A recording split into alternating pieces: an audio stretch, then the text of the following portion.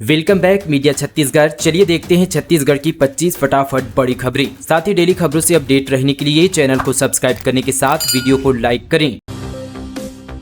प्रदेश में 3 system active, 4 मई तक रहेगा मौसम में बदलाव। प्रदेश की राजधानी रायपुर सहित दूसरे जिलों में लगभग 10 दिनों से मौसम बदला हुआ है, जिसकी वजह से शाम के समय कुछ जगहों पर 70 से 80 किलोमीटर की रफ्तार से अंधड़ चलने के साथ ही गरज चमक के साथ हल्की बारिश भी हो रही है।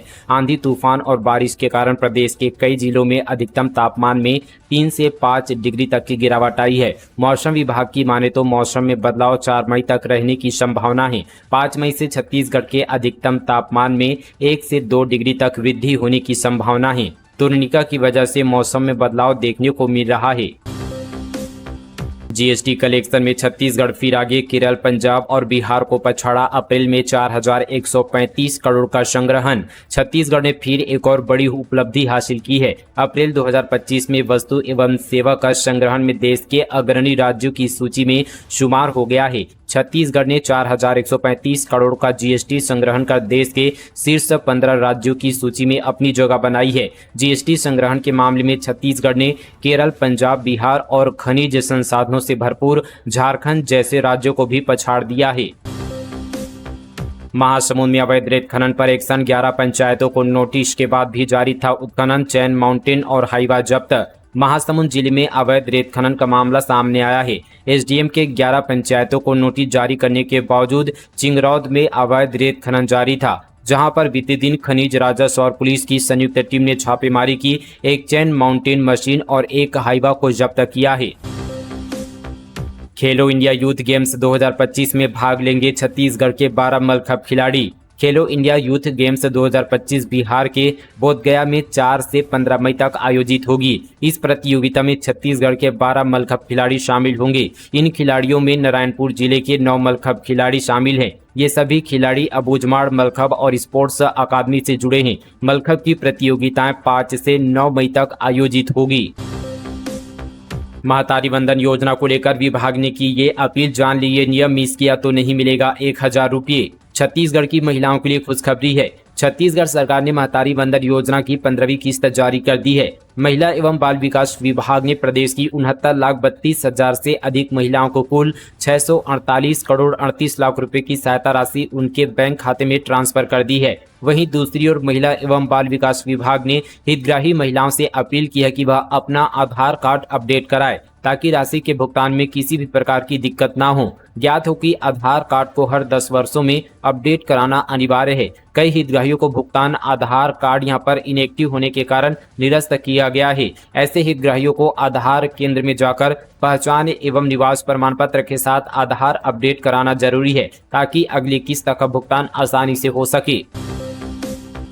बिलासपुर में कांग्रेस की स्वास्थ्य न्याय यात्रा, अपोलो हॉस्पिटल प्रबंधन के खिलाफ प्रदर्शन, एफआईआर की मांग। सिंहदेव बोले, पूरे प्रदेश में स्वास्थ्य व्यवस्था लचर। बिलासपुर में पदस्थ रहे अपोलो अस्पताल के फर्जी कार्डियोलॉजिस्ट नरेंद्र विक्रमादित्य यादव के साथ ही प्रबंधन के खिलाफ कांग्रेस ने हत्या का केस दर्ज करने की मांग की है। इसको लेकर जिला कांग्रेस कमेटी ने स्वास्थ्य न्याय यात्रा निकाली। कांग्रेस और युवा कांग्रेस कार्यकर्ताओं ने अपोलो प्रबंधन के खिलाफ जमकर नारेबाजी की। पूर्व डिप्टी सीएम टीएस सिंहदेव ने कहा कि प्रदेश में स्वास्थ्य व्यवस्था में काफी गिरावट आई है, इसलिए कांग्रेस ने यह यात्रा निकाली है। डॉक्टर के पास मान्यता डिग्री नहीं थी, वो काम कैसे कर रहे थे। वहीं पूरे प्रदेश में स्वास्थ्य व्यवस्था को लेकर बहुत काम करने की जरूरत है।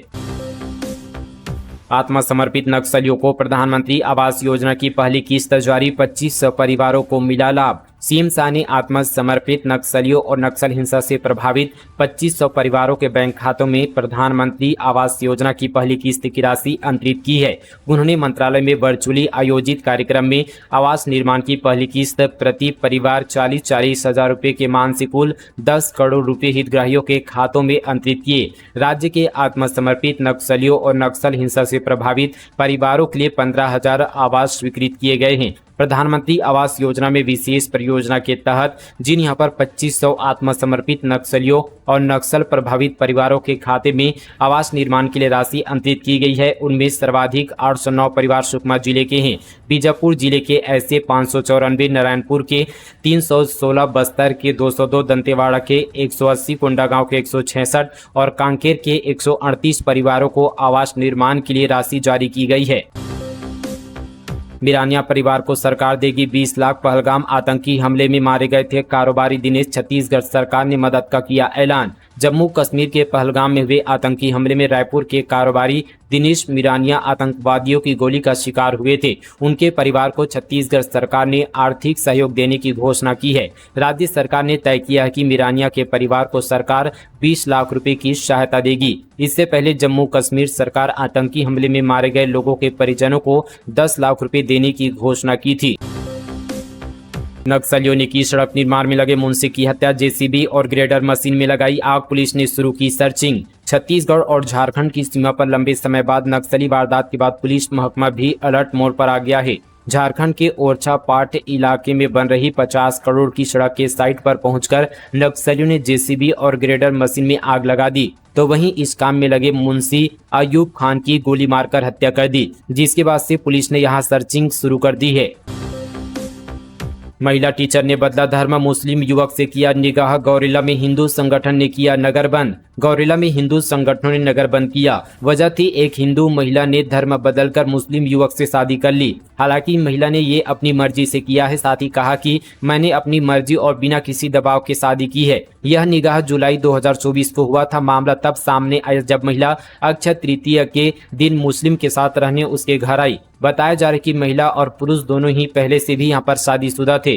दरअसल यह घटना 30 अप्रैल की है, जब अक्षय तृतीया के दिन शादीशुदा महिला ने गौरेला के रहने वाले शादीशुदा मुस्लिम युवक के घर आई। दोनों के बीच करीब 1.5 साल से अफेयर था। निकाह से पहले महिला ने इस्लाम धर्म अपनाया, फिर पारंपरिक रीति रिवाजों से शादी की। बताया जा रहा है कि जुलाई 2024 में ही निकाह हो गया था। वहीं यहाँ पर महिला ने कहा कि अगर किसी भी प्रकार की हिंसा या अप्रिय घटना सामने आती है तो मैं एसपी ऑफिस के सामने आत्मदाह कर लूंगी। मेरी फोटो वायरल की जा रही है। पर्सनल फोटो वायरल करना गलत है और क्राइम है। मैंने अपनी स्वेच्छा से बिना किसी दबाव के शादी की है।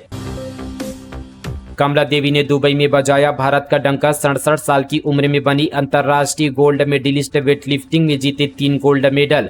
उम्र सिर्फ एक संख्या है, यह कहावत मनिंद्रगढ़ की कमला देवी मंगतानी ने सच कर दिखाई है। 67 वर्ष की आयु में जब अधिकतर लोग अपने शरीर की सीमाओं को स्वीकार कर बैठते हैं, तब कमला देवी ने अपने अटूट यहाँ पर संकल्प, अनुशासन और आत्मबल से न सिर्फ जीवन को चुनौती दी, बल्कि राष्ट्रीय और अंतर्राष्ट्रीय खेल जगत में अपने शहर, राज्य और देश का नाम भी रोशन किया। उन्होंने हाल ही में दुबई में आयोजित 11वें अंतर्राष्ट्रीय खेल समारोह में 3 गोल्ड मेडल हासिल की है। स्कूली छात्रा से गैंगरेप के आरोपियों को उम्र कैद। पेंड्रा में शादी समारोह के दौरान की थी वारदात, परिजनों को संदिग्ध हालत में मिली थी। गौरेला पेंड्रा मारवाही में एक स्कूली छात्रा से गैंगरेप के दोनों आरोपियों को कोर्ट ने आजीवन कारावास की सजा सुनाई है। विशेष अपर सत्र न्यायाधीश एकता अग्रवाल ने दोनों दोषियों पर 1-1 हजार रुपये का अर्थदंड भी लगाया है। घटना 24 अप्रैल 2024 को पेंड्रा के पीपल मार गांव में हुई थी। पीड़िता एक शादी समारोह में गई थी। वहां उसके परिचित युवकों ने उसके साथ गैंगरेप की वारदात को अंजाम दिया। परिजनों को छात्रा संदिग्ध हालत में मिली। वे उसे यहां पर तुरंत सामुदायिक स्वास्थ्य केंद्र ले गए।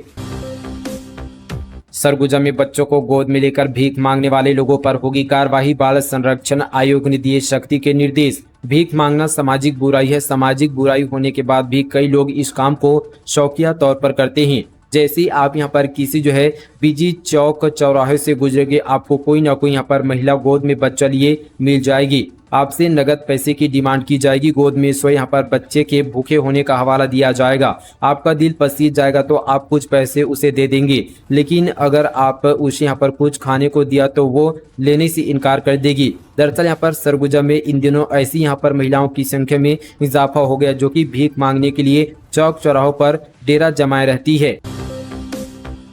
3100 में खरीदा धान 2500 में बेचने की नौबत। पूर्व सीएम भूपेश बघेल बोले, कहने भर को ट्रिपल इंजन सरकार दिल्ली में नहीं चलती। छत्तीसगढ़ सरकार ने किसानों से 3100 रुपये क्विंटल में धान खरीदा, लेकिन अब नीलामी में रेट इतने गिर गए हैं कि 2000 रुपये तक की बोली आ रही है। यानी सरकार को हर क्विंटल पर करीब 1000 रुपये का घाटा उठाना पड़ सकता है। इस पर पूर्व मुख्यमंत्री भूपेश बघेल ने कहा कि प्रदेश में कहने भर को ट्रिपल इंजन सरकार है। असल में छत्तीसगढ़ सरकार की दिल्ली में कुछ नहीं चलती। अगर केंद्र सरकार पूरा धान का चावल उठाती तो नीलामी नहीं करनी पड़ती और प्रदेश को नुकसान नहीं होता। धान नीलामी में घाटे को लेकर कांग्रेस के आरोपों पर बीजेपी के किसान मोर्चा के प्रभारी और पार्टी प्रवक्ता संदीप शर्मा ने कहा कि कांग्रेस शासन में घोटाला करने के लिए हाथियों को किसानों की मेहनत का धान खिलाया जा रहा था। अब वही कांग्रेस बीजेपी सरकार की खरीदी व्यवस्था पर सवाल उठा रही है, जो कि यहाँ पर हास्यप्रद है। कौशल विकास बढ़ाने के लिए शायद सरकार ने किए 4 अहम MOU। सीएम साहब बोले युवाओं को मिलेगा रोजगार। मुख्यमंत्री विष्णुदेव साय ने प्रदेश के युवाओं का कौशल निखारने के लिए लगातार कार्य कर रहे हैं। इसी कड़ी में रायपुर 4 महत्वपूर्ण यहाँ पर समझौता ज्ञापनों पर हस्ताक्षर किए गए। इस दौरान सीएम ने कहा कि साल 2047 तक छत्तीसगढ़ को विकसित राज्य बनाने के लिए युवाओं, महिलाओं और जनजातीय वर्ग को केंद्र में रखकर लगातार योजनाएं बनाई जा रही है। इससे रोजगार के अवसर बढ़ेंगे। रायगढ़ में संजय कॉम्प्लेक्स से दूसरे दिन भी हटाया गया अतिक्रमण। निगम ने नालियों के ऊपर बने अवैध कब्जे को तोड़ा, मलबा हटाने का काम शुरू। रायगढ़ नगर निगम ने संजय कॉम्प्लेक्स दैनिक सब्जी मंडी से अतिक्रमण हटाने की कार्यवाही की। दूसरे दिन भी निगम अमले ने नालियों के ऊपर चबूतरा और अन्य तरह के अतिक्रमण को हटा दिया। इसके अलावा मलबा उठाने का काम भी किया जा रहा है। राजनांदगांव निगम में घाटे का बजट पेश। महापौर मधुसूदन यादव का राजस्व बढ़ाने पर फोकस। नगर निगम का बजट सत्र बीते दिन संपन्न हुआ। महापौर मधुसूदन का यह पहला बजट था। बजट 22,50,000 के घाटे का पेश किया गया। बजट पेश किए जाने के दौरान कांग्रेस पार्षदों ने जमकर हंगामा किया। कांग्रेस पार्षद इस बात से नाराज थे कि उनके नेता प्रतिपक्ष के लिए चैम्बर की व्यवस्था काफी लेट से की गई। नाराज कांग्रेस पार्षद इस बात को लेकर असंधी की कुर्सी तक जा पहुंचे। असंधी के पास पहुंचकर पार्षदों ने नारेबाजी की। अब बिलासपुर में होगी कांग्रेस की संविधान बचाओ रैली। 8 मई को सचिन पायलट होंगे शामिल। तैयारी के लिए बैच रवाना। आज होगी बड़ी बैठक। संविधान बचाओ रैली के लिए कांग्रेस ने नई तारीख और जगह का ऐलान कर दिया है। यह रैली अब 8 मई को बिलासपुर में आयोजित की जाएगी, जिसमें पार्टी के प्रदेश प्रभारी सचिन पायलट शामिल होंगे। पहले ये आयोजन 25 अप्रैल को दुर्ग में किया जाना था, लेकिन जम्मू कश्मीर के पहलगाम में हुए आतंकी हमले के कारण इसे स्थगित कर दिया गया था। अब कांग्रेस ने रैली के लिए नई जगह में कार्यक्रम की तैयारी शुरू कर दी है। इसके लिए PCC अध्यक्ष दीपक बैच बिलासपुर के लिए रवाना भी हो गए हैं। तैयारियों को लेकर आज यहां पर एक बड़ी बैठक भी रखी गई है। बालोद में वन विभाग की छापेमारी। प्रतिबंधित लकड़ियों के साथ देवांगन सॉमिल सील। बालोद जिले के गुंडर देही ब्लॉक के ग्राम कांदुर में स्थित देवांगन सॉमिल में वन विभाग ने छापेमारी कर बड़ी कार्रवाई की। निरीक्षण के दौरान मिल में प्रतिबंधित लकड़ियां पाए जाने पर वन विभाग ने मिल को सील कर दिया है। उप वन मंडल अधिकारी डिम्पी बैंस ने बताया कि छापेमारी में 5.5 घन मीटर प्रतिबंधित कास्ट जब्त किया गया, जिसे यहाँ पर वन मंडल कार्यालय लाया गया है। कॉलेज प्रोफेसर ने मां काली को बताया बिग डेविल। सरगुजा में व्हाट्सएप ग्रुप पर पोस्ट से भड़के लोग। SP ऑफिस और थाने में शिकायत। सरगुजा के PG कॉलेज के एक सीनियर प्रोफेसर ने कॉलेज के व्हाट्सएप ग्रुप में पोस्ट कर मां काली पर अमर्यादित टिप्पणी की है। प्रोफेसर ने मां काली को बिग डेविल बताया। अब आजाद सेवा संघ के पदाधिकारी ने SP को आवेदन कर प्रोफेसर के खिलाफ FIR की मांग की है। वहीं भाजपा जिला मंत्री इंदर भगत के नेतृत्व में हिंदू धर्मावलंबियों ने गांधीनगर थाने पहुंचकर शिकायत भी की है। जानकारी के मुताबिक PG कॉलेज के बोटनी के सीनियर प्रोफेसर HD महार ने बीते सुबह यहां पर व्हाट्सएप ग्रुप में एक पोस्ट डाला था। इसमें लिखा गया कि काली माई से बड़ा शैतान कोई नहीं है। इस पोस्ट का स्क्रीनशॉट छात्रों ने छात्र नेताओं के साथ हिंदूवादी संगठनों के लोगों को भेज दिया। कॉलेज के छात्रों ने इसकी जानकारी PG कॉलेज के प्रिंसिपल को दी, तो प्रिंसिपल ने भी प्रोफेसर को फोन लगाया, लेकिन उन्हें फोन रिसीव नहीं किया।